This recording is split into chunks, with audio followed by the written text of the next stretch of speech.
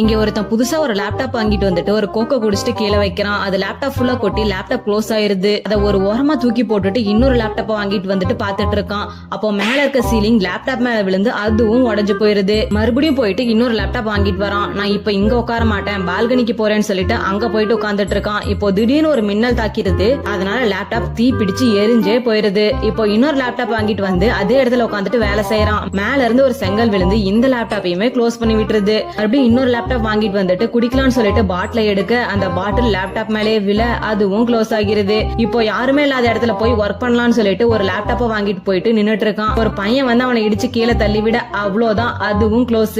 சரி நடந்துட்டு வேலை செய்யலாம்னு பார்த்தா தடுக்கி விட்டு கீழே விழுந்துடுறான். அப்பாடா லேப்டாப்புக்கு எதுவுமே ஆகலன்னு நினைச்சா உடனே ஒரு கார் வந்து அது மேலேயே ஏறிட்டு போயிடுது. இவனும் கம்ப்யூட்டருக்கும் நமக்கும் ராசியே இல்லைன்னு சொல்லிட்டு ஒரு காட்டுக்குள்ள புதுசா லேப்டாப் வாங்கி பாத்துட்டு இருக்கான். என்னடா எல்லாம் கரெக்டா போயிட்டு இருக்கேன்னு பார்த்தா